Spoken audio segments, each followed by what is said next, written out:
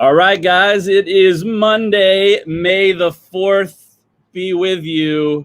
Guys, it's happy hour. It is time for week 7 of William Chris Happy Hour, but it's May the 4th. And so it's May the 4th Be With You Day. Hopefully you're seeing my amazing mask, and I have theme music. Are you ready for happy hour?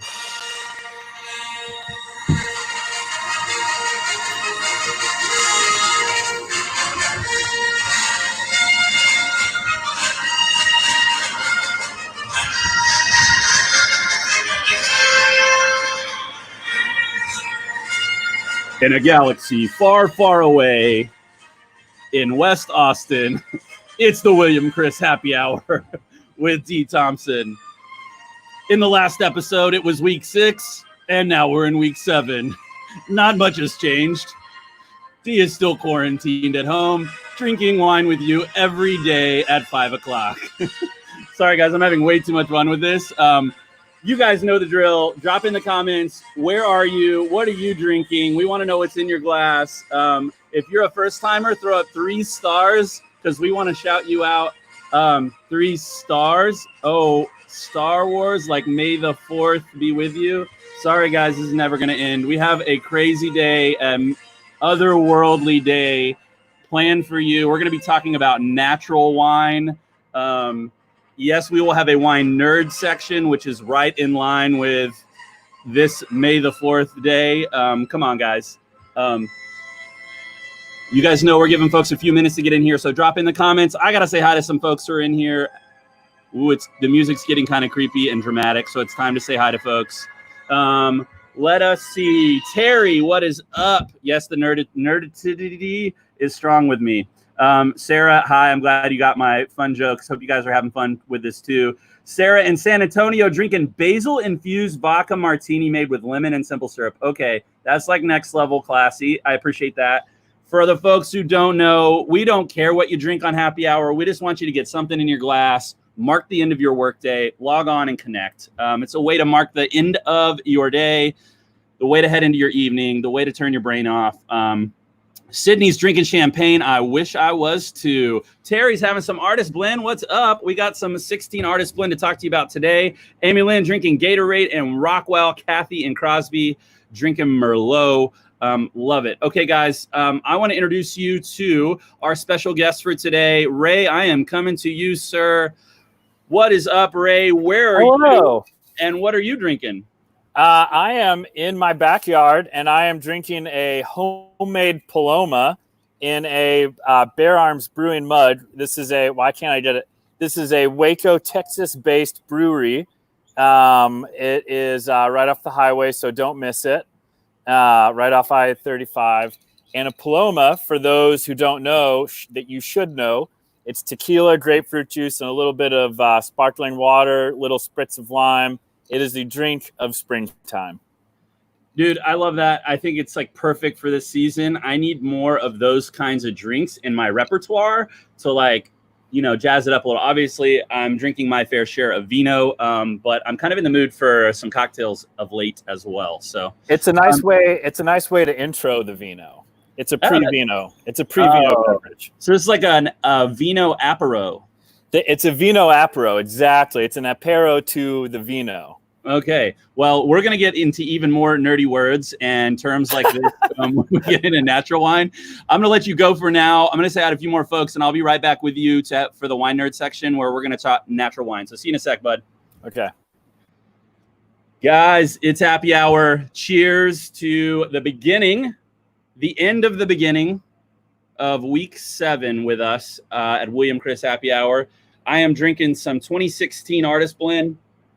Good to see you. And Chris, yes, your wife, Terry, is here in the comments. She's there. If she's been hiding from you, she's right here in William Chris Happy Hour. Sorry, Terry, maybe you were trying to hide from your husband, Chris. I don't know. Kate, drinking Wanderer Italian in Pflugerville. Drake and is drinking Hunter in Fort Worth. Rinda in San Antonio.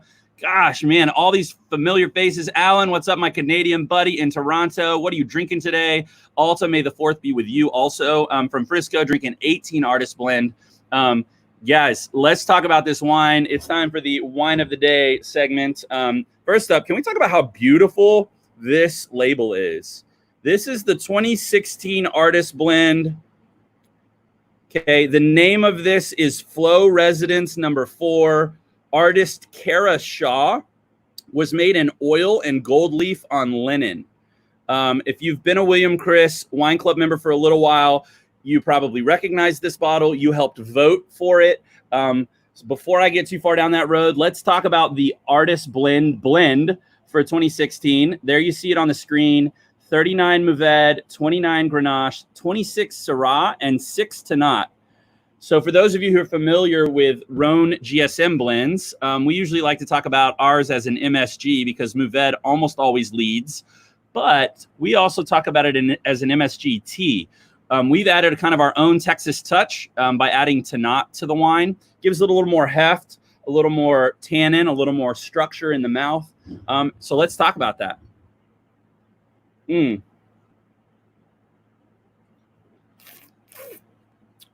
Oh, yeah, guys. Everything that I'd expect. Juicy red fruits.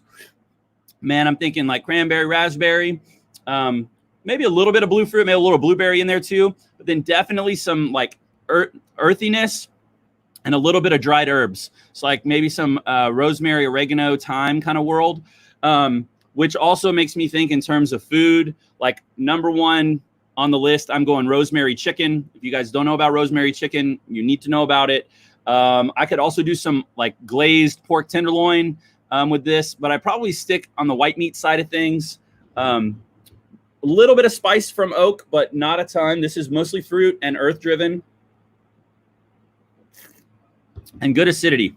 Delicious, delicious. You guys know, if you don't know, maybe I should tell you, we do a contest every year that any artist can enter. I think it used to be Texas only, but I know this year we had some folks from even out of country, I believe.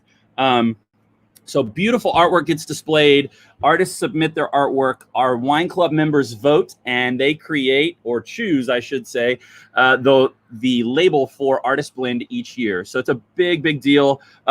This 16 is stinking delicious, and I hate to do this to you guys, but I'm not even sure that you can get your hands on this anymore.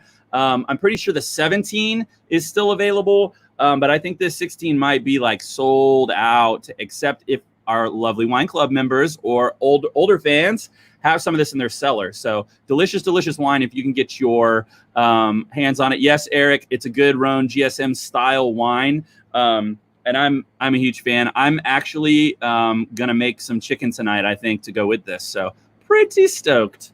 All right, guys, let's check in the comments before we hop into the wine nerd section.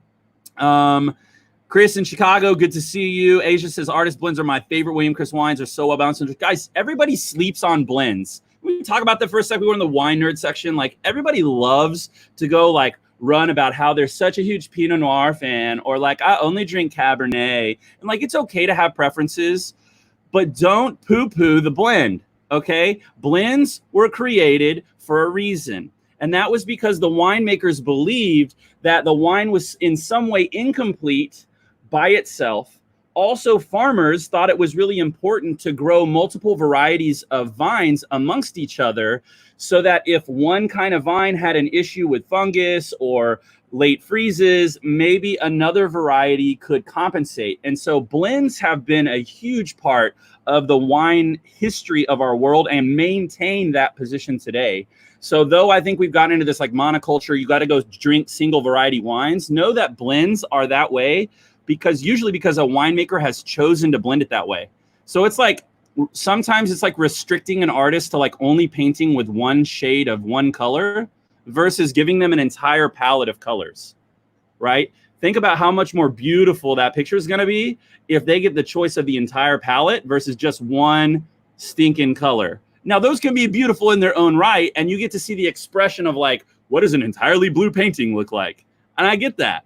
But think about how much more beautiful that sunset's going to look if you got like orange and red and pink and yellow and all that other stuff going on with the blue clouds and the ocean in front of it. So that's my little like warning to you, like don't poo-poo the blend because they can be stinking delicious. And I think for whatever reason we've gotten away from that. They're so good, go get them. Okay, sorry, off my soapbox for a sec. Freaking loving blends all the time. Let's bring Ray back up, guys. Ray is a good buddy of mine. We're going to talk about I would consider somewhat controversial topic in wine. If not controversial, maybe hot. Maybe we'll call it a hot topic in wine. I think it is something that both wine professionals are fielding a lot of questions about, have strong opinions about. I think a lot of fans are starting to be, especially in the US and in Texas, being exposed to it more. They're seeing it in places like Bon Appetit. Natural wine's kind of making its way into the normal vernacular for wine drinkers. And I think there's still just a lot of people out there who don't really know what it is we're talking about when we talk about natural wine. So I am over the moon to introduce you guys to Ray Small. Ray has done an unbelievable job. I don't know how else to put this. Like a huge part of my natural wine, like education and understanding and exploration is thanks to the man on the screen with me right now. Ray is a natural wine sales director here in Texas. He's based in Austin. And honestly, like his portfolio of natural wines that he sells to stores and wine shops and restaurants is probably my favorite. So Ray, thank you for being here. I'd love if you could start out by telling us, one, where are you originally from? Where'd you grow up? And how did your wine journey get started? I grew up a little bit north of Chicago. Oh, that's just okay. Yeah, that's just to let people know who you are so they can drop comments or questions in the comments. Didn't know if I'd be fielding questions so fast. I grew up a little north of Chicago, but I moved to Texas in 2005 to go to Baylor University. I graduated into a recession, the 2008 recession, if anyone's old enough to remember that. I was a political science major, which, immediately had no value in the job market at that time. So I got a job like a lot of my peers, just the first job that I could get. And I worked at a vineyard throughout college. It was just like an hourly job. I pruned vines, and then I'd schmooze old ladies in the tasting room, and all of the wines were very sweet. And, we did like cherry wine, and I would say like, if it goes bad on you, like reduce it into cherry syrup. Like those are the sort of conversations I was having. But I knew I could talk about wine pretty fluently with just the average Joe.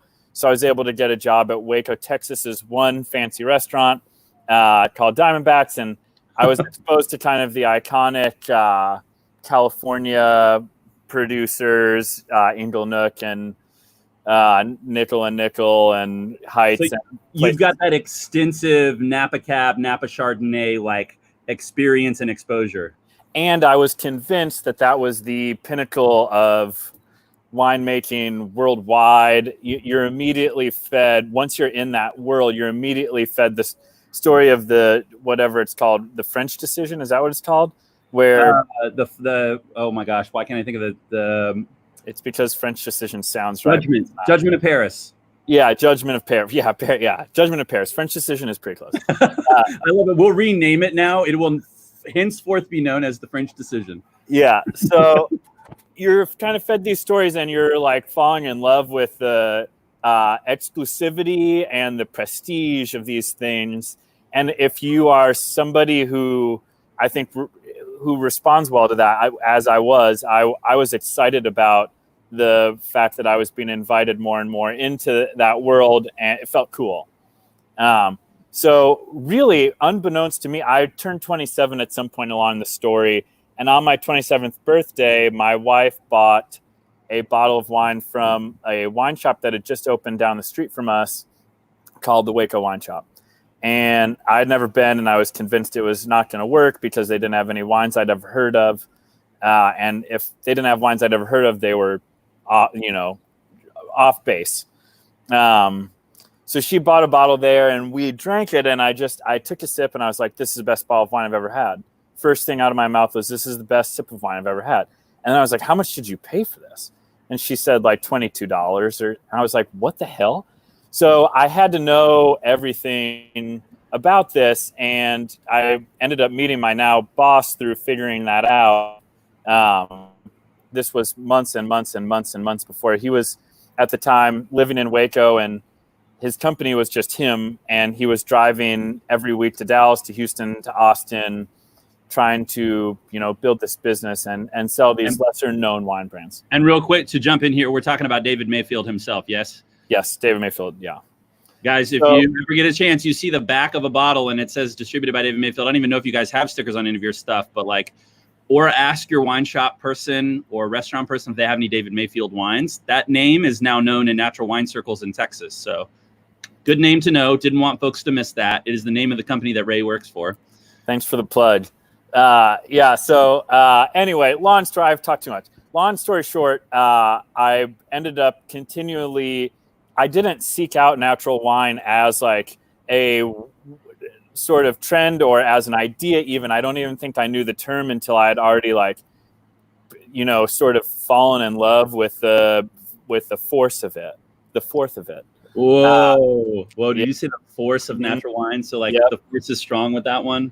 Full circle. The force was strong with my love for these wines, and I wanted to learn more. And I was already, I had somewhere along the line, I went to grad school for education, and I was really interested in sales as a pedagogical form instead of a transactional form. I was excited about the fact that a salesperson can actually supersede, I give you this, you give me money, and end up being a force for customers in general, the normal people, to have a better time with their lives.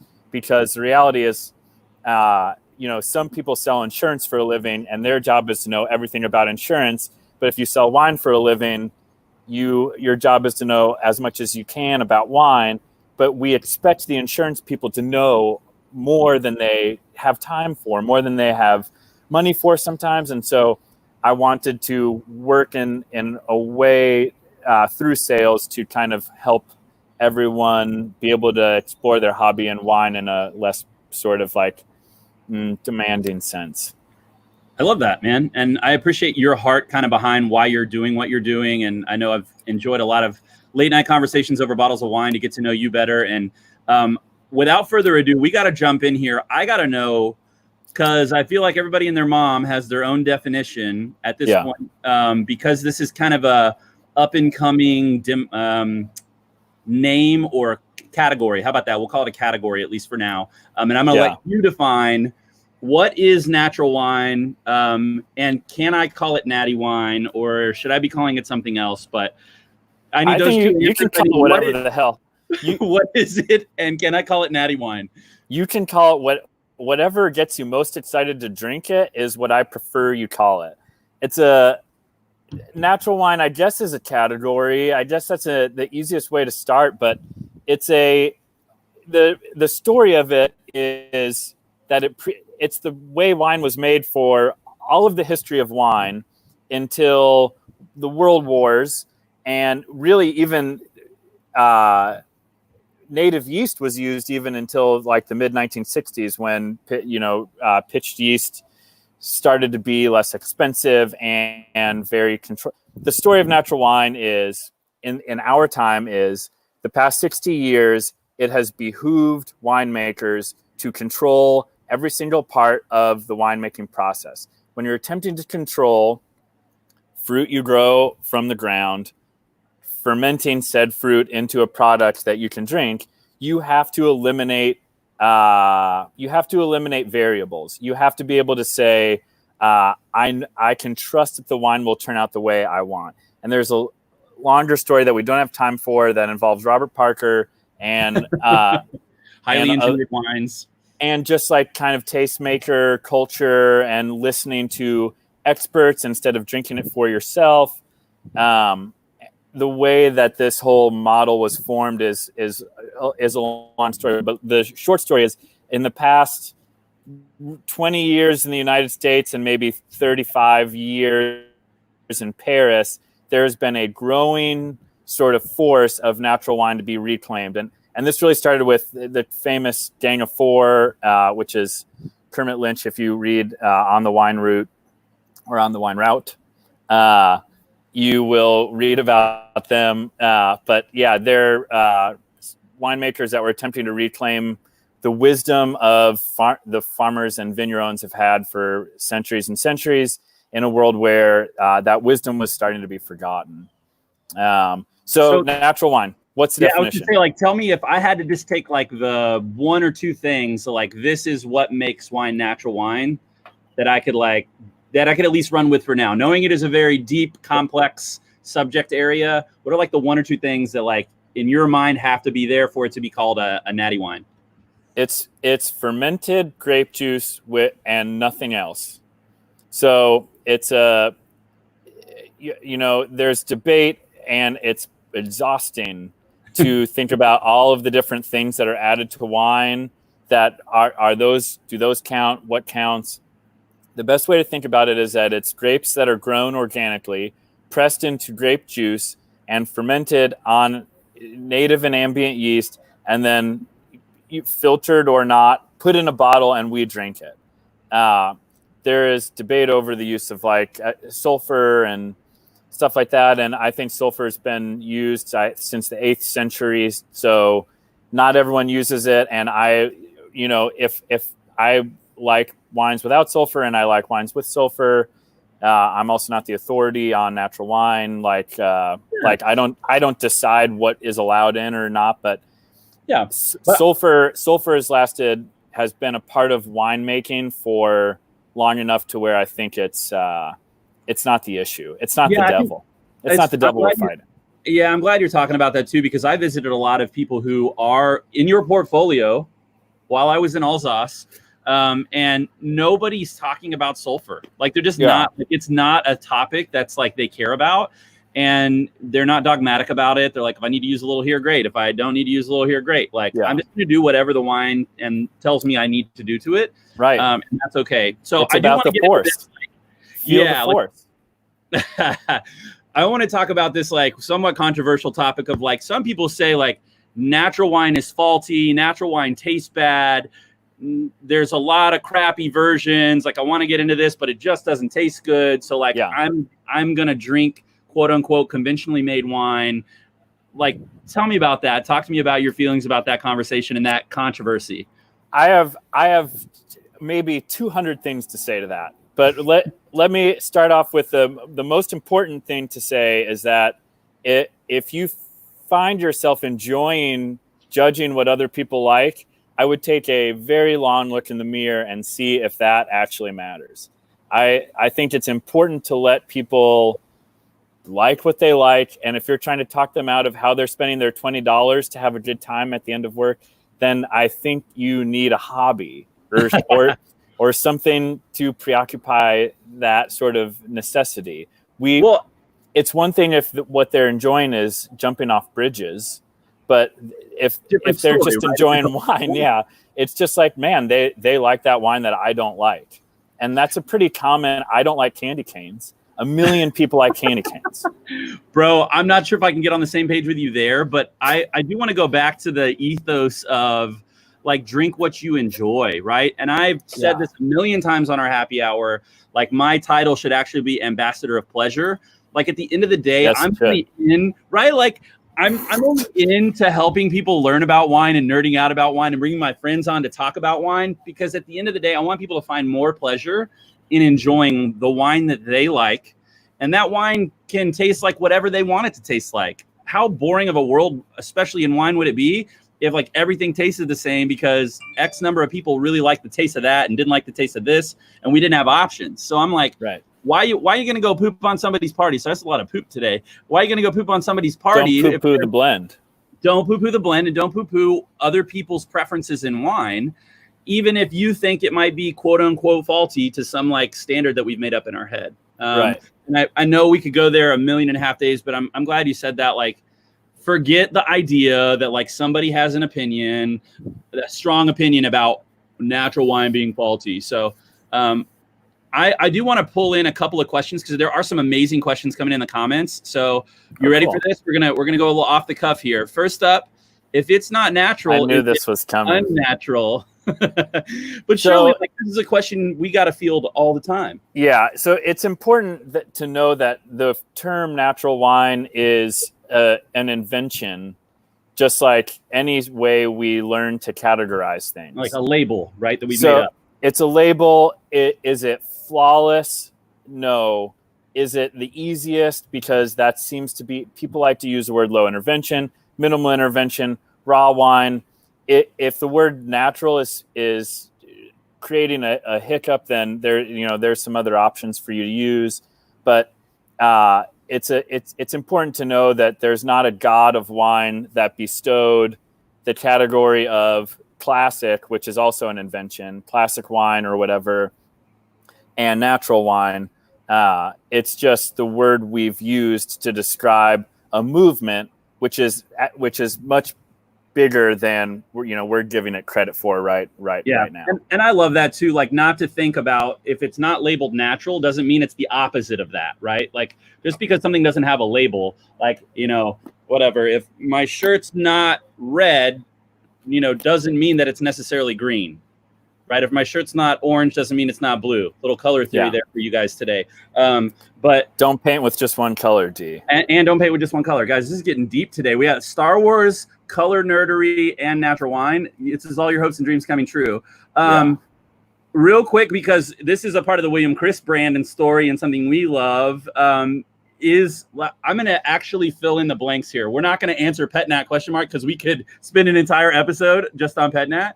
But I'm going to ask this more specific question. Is PetNat a natural wine?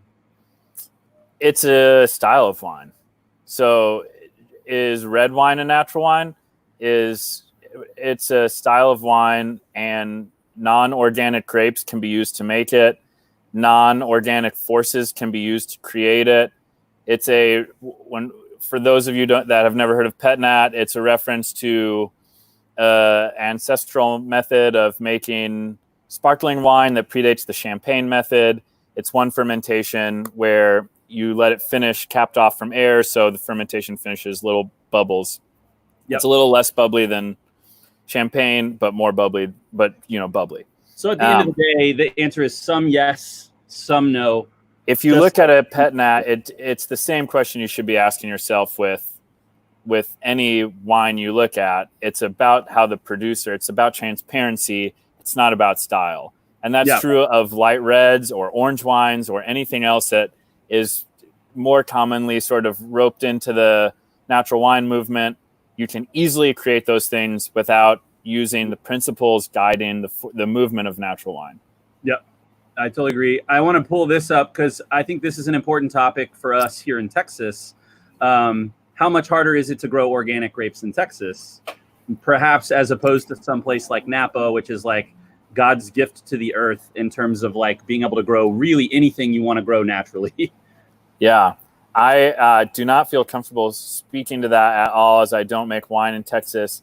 I can imagine that organic itself is a subjective phrase, but and because I don't know the ins and outs of viticulture here, I won't be able to speak directly to what particular bugs, pests, birds, or whatever get in the way. Yeah, and know that, guys, this is something that's still being explored in Texas. It is, in my opinion, as somebody who does work for a Texas winery and am in it, yes, the answer to the question is it is significantly more difficult than a lot of other places. Yet to be seen, if it's impossible. There are some growers working on this, and I think one of the key things for William Chris and in this conversation, we've actually made some ambient yeast wines that have no fining or filtering. We're continuing to innovate and explore. And I think for us too, the conversation around sustainability, more so than necessarily organic, because the term organic gets used a lot, and there's a lot of copper involved, even in organic farming. And there's still people, the question remains whether or not the quote unquote organic is the right answer to farming for the future. And something that we care a ton about for the future more is around the word sustainability and what's sustainable for the long term, and something that we're actively exploring both ourselves as the vineyards we farm, and then two, with the farmers that we work with to source grapes. And that's an ongoing active conversation right now.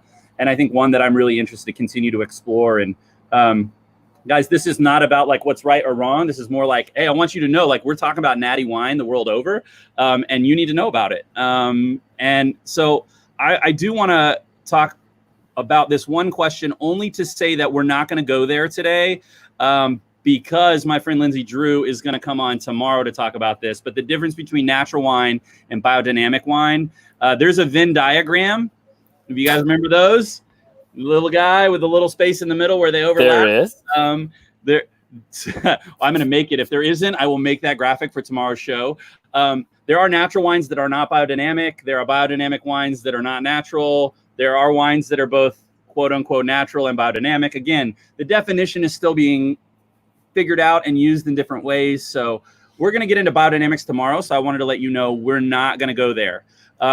Ray, before we jump in, sorry, go ahead. Is it worth it? It sounds like the theme is how do I tell? Yeah, I think the theme is how do I tell? And I do, like, that's where I was kind of headed, was like, what do you want to tell people who want to maybe like check out some of these kinds of wines, and like, how do they tell? And then lastly, if you're able to talk about some of the places, where can they potentially find some of these wines? Right. So what's cool about natural wine is that it's a democratically elected process. That's kind of how I've talked about it.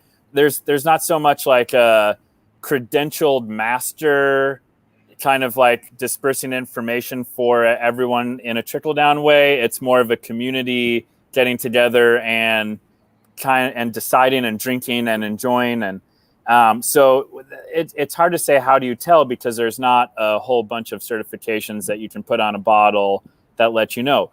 However, the one thing our government has done for us, not the one thing, but one of the things, is that you have to import a wine, you have to put the importer on the back label of the wine.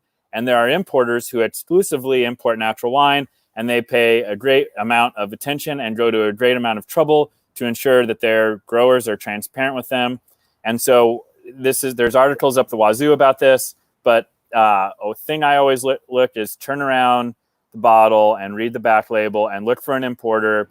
A great way to start is Louis Dresner. It sometimes says LDM Wines. It sometimes says Louis Dresner. Them and Jenny and Francois, they are the two sort of OG natural wine importers, started in the late 90s, early 2000s. They both deserve a great amount of respect, and they have really great portfolios. There are a million small importers now that we could enumerate, but that would take a lot of time, and it's easier just to say there are places in Austin and all throughout the state and the world that you can trust everything on the shelf as a natural wine. Here in Austin, we have Sunrise Mini Mart, Lolo. We have just recently opened, Bento Picnic has a small natural sake and wine shop that just opened. Most of the restaurants that you counted on for natural wine, like Lenoir during quarantine and Meteor during quarantine, are open for to-go. Salt and Thyme on the east side, all in Austin, Texas, all highly recommended. Talk to me about Houston. What about Houston? You have Light Years. They're the kind of shining banner. And then Heights Grocer has an amazing selection and a wine club that you can join, a monthly wine club that's really awesome. James at the Heights Grocer is amazing, and their selection is amazing. In Dallas, you have Bar and Garden. That's kind of the main stop I would look to. There's also a Whole Foods both here, the Lamar store downtown, and up in Dallas and Lakewood that have great selections. Dude, that's super helpful. Little Death, San Antonio. Go to Little Death. Okay, if you're in San Antonio, you heard it here. If you want to check out natural wine, go to Little Death. And I'm sure Ray will be happy to hop into the comments if you're in one of those cities, and he can list some of those places for you after the episode's over. Because I want you guys to be able to explore wine. Like, of course, we want you drinking William Chris, and that's why you're here, because it's delicious, and you're going to keep drinking it. But like, hey, we're all out here exploring wine. I drink wine from other places, and that's good too. I want to jump into this last. Ray is volunteered to help. First of all, Ray, thank you for dropping the Natty Wine knowledge. I know that we could have spent like minimum 5 hours talking about all the different avenues. Guys, someday we will, I'm sure. It was a really good conversation about natural wine happening out in the wine world. So like engage with it. Go read articles about it. Try it out yourself. It's a fun one to explore. And you guys saw that Carbonic Tannat that we had on Friday from William Chris. That one's ambient yeast, no finding, no filtering, no sulfur added. Like we're continuing to explore that. And there's some other cool Texas producers as well doing this stuff. But it's time to transition. I want to introduce a new game. I promised this last week. We didn't get to it on Friday, so it's happening. I'm making it happen right now. Ray is going to help us out. The name of this game is What He Say. Okay, I named this game. It's totally stolen. So if you know the real name, I don't want to get like copyright infringement issues or anything. So I'm renaming it. I feel like there's 800 variations of it. But I want you to play along in the comments, guys. We're gonna call it What He Say. I'm going to throw up some nonsensical words on the screen, and you at home in the comments are going to try and guess the well-known phrase that it sounds like. And Ray is going to help us with the example. So this is just the example for Ray. You don't have to go jumping in the comments. Ray is going to teach us how to play this game by using this first example. I'm going to put it up on the screen for you. I want everybody to check out this example. This is how we're going to play. What common phrase is this, Ray? See you later. Hey, you got it. It's too easy. I gave you. I thought about feigning. See you will hate her. See you will hate her. See you'll hate her. I'm too good. You can't get me with the softball. I'm gonna hit those out of the park, D. I love it. You guys in the comments are already getting in on this game. That was the example. Okay, so now is the real round one. Ray, don't spoil it. I'm gonna keep you on camera, and you and I can have fun like pronouncing them, but not giving them up. Okay, how about that? Okay. This is a little bit in the theme of Star Wars today, so I'm giving you a hint. Here is the real round one coming up in the comments, and I'm going to put it on the screen. Abe who beat rap. Abe who beat rap. Abe who beat rap. Is it helpful to obfuscate this? Is it helpful to just pretend we're German trying to speak English? Yes. Abu beat rap. Abu beat rap.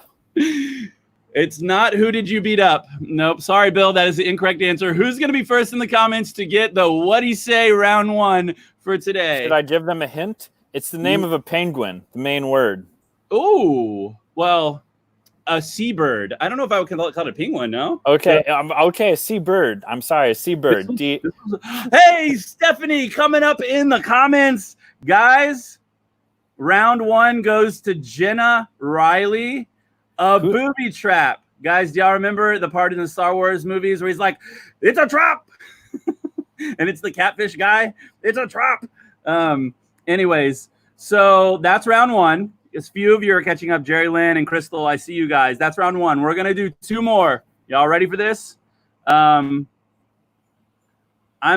this is going to be. No, you don't, Sarah. You're good at it. Round two.